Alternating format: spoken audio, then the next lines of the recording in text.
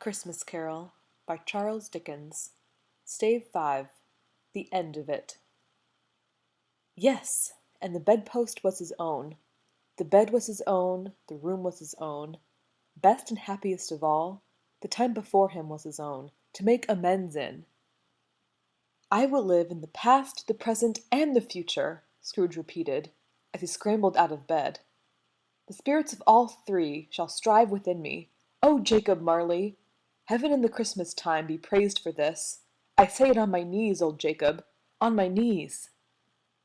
He was so fluttered and so glowing with his good intentions that his broken voice would scarcely answer to his call. He had been sobbing violently in his conflict with the spirit, and his face was wet with tears.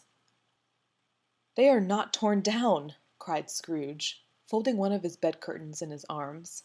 "They are not torn down, rings and all. They are here. I am here. The shadows of the things that would have been may be dispelled. They will be. I know they will." His hands were busy with his garments all this time, turning them inside out, putting them on upside down, tearing them, mislaying them, making them parties to every kind of extravagance. "I don't know what to do," cried Scrooge, laughing and crying in the same breath, and making a perfect lacoon of himself with his stockings. "I am as light as a feather. I am as happy as an angel. I am as merry as a schoolboy. I am as giddy as a drunken man. A Merry Christmas to everybody. A Happy New Year to all the world. Hello here! Whoop! Hello!"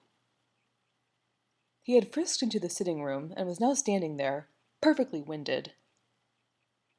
"There's the saucepan that the gruel was in!" cried Scrooge, staring off again, and going round the fireplace. "There's the door by which the ghost of Jacob Marley entered. There's the corner where the ghost of Christmas Present sat. There's the window where I saw the wandering spirits. It's all right. It's all true. It all happened. Ha ha ha!"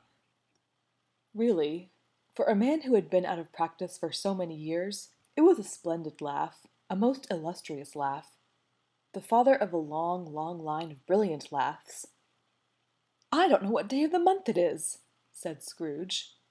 "I don't know how long I have been among the spirits. I don't know anything. I'm quite a baby. Never mind. I don't care. I'd rather be a baby. Hello! Whoop! Hello here!" He was checked in his transports by the churches ringing out the lustiest peals he had ever heard. Clash, clash, hammer, ding dong bell. Bell dong ding, hammer clang clash. Oh, glorious, glorious! Running to the window, he opened it, and put out his head.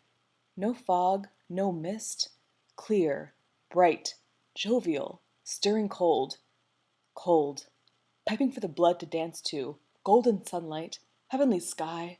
Sweet fresh air. Merry bells. Oh, glorious, glorious! "What's to-day?" cried Scrooge, calling downward to a boy in Sunday clothes, who perhaps had loitered in to look about him. "Eh?" returned the boy, with all his might of wonder. "What's to-day, my fine fellow?" said Scrooge. "To-day?" replied the boy. "Why, Christmas Day!" "It's Christmas Day!" said Scrooge to himself. "I haven't missed it. The spirits have done it all in one night. They can do anything they like. Of course they can. Of course they can. Hello, my fine fellow!" "Hello," returned the boy. "Do you know the poulterers in the next street but one at the corner?" Scrooge inquired. "I should hope I did," replied the lad. "An intelligent boy," said Scrooge. "A remarkable boy. Do you know whether they've sold the prize turkey that was hanging up there? Not the little prize turkey, the big one." "What, the one as big as me?" returned the boy. "What a delightful boy!" said Scrooge. "It's a pleasure to talk to him. Yes, my buck." "It's hanging there now," replied the boy. "It is?" said Scrooge. "Go and buy it." "Walker!" exclaimed the boy. "No, no," said Scrooge. "I am in earnest. Go and buy it, and tell him to bring it here, that I may give them directions where to take it. Come back with the man, and I'll give you a shilling. Come back with him in less than 5 minutes, and I'll give you half a crown." The boy was off like a shot. He must have had a steady hand at a trigger who could have got a shot off half so fast. "I'll send it to Bob Cratchit's," whispered Scrooge, rubbing his hands and splitting it with a laugh. "He shan't know who sends it. It's twice the size of Tiny Tim. Joe Miller never made such a joke as sending it to Bob's will be." The hand in which he wrote the address was not a steady one, but write it he did somehow, and went downstairs to open the street door, ready for the coming of the poulterer's man. As he stood there, waiting for his arrival, the knocker caught his eye. "I shall love it as long as I live," cried Scrooge, patting it with his hand. "I scarcely ever looked at it before. What an honest expression it has in its face! It's a wonderful knocker. Here's the turkey. Hello! Whoop! How are you? Merry Christmas!" It was a turkey. He never could have stood upon his legs, that bird. He would have snapped him short off in a minute, like sticks of sealing wax. "Why, it's impossible to carry that to Camden Town," said Scrooge. "You must have a cab." The chuckle with which he said this, and the chuckle with which he paid for the turkey, and the chuckle with which he paid for the cab, and the chuckle with which he recompensed the boy were only to be exceeded by the chuckle with which he sat down breathless in his chair again, and chuckled till he cried. Shaving was not an easy task, for his hand continued to shake very much, and shaving requires attention, even when you don't dance while you are at it. But if he had cut the end of his nose off, he would have put a piece of sticking plaster over it and been quite satisfied. He dressed himself all in his best, and at last got out into the streets. The people were by this time pouring forth, as he had seen them with the ghost of Christmas present, and walking with his hands behind him, Scrooge regarded every one with a delighted smile. He looked so irresistibly pleasant, in a word, that 3 or 4 good-humoured fellows said, "Good morning, sir. A Merry Christmas to you." And Scrooge said often afterward that, of all the blithe sounds he had ever heard, those were the blithest in his ears. He had not gone far, when coming on toward him he beheld the portly gentleman who had walked into his counting-house the day before, and said, "Scrooge and Marley's, I believe?" It sent a pang across his heart, to think how this old gentleman would look upon him when they met, but he knew what path lay straight before him, and he took it. "My dear sir," said Scrooge, quickening his pace, and taking the old gentleman by both his hands, "how do you do? I hope you succeeded yesterday. It was very kind of you. A Merry Christmas to you, sir." "Mr. Scrooge?" "Yes," said Scrooge. "That is my name, and I fear it may not be pleasant to you. Allow me to ask your pardon. And will you have the goodness—" Here Scrooge whispered in his ear. "Lord bless me!" cried the gentleman, as if his breath were taken away. "My dear Mr. Scrooge, are you serious?" "If you please," said Scrooge. "Not a farthing less. A great many back payments are included in it, I assure you. Will you do me that favor?" "My dear sir," said the other, shaking hands with him, "I don't know what to say to such "Don't say anything, please," retorted Scrooge. "Come and see me. Will you come and see me?" "I will," cried the old gentleman, and it was clear he meant to do it. "Thank'ee," said Scrooge. "I am much obliged to you. I thank you 50 times. Bless you." He went to church, and walked about the streets, and watched the people hurrying to and fro, and patted the children on the head, and questioned beggars, and looked down to the kitchens of houses, and up to the windows, and found that everything could yield him pleasure. He had never dreamed that any walk, that anything, could give him so much happiness. In the afternoon he turned his steps toward his nephew's house.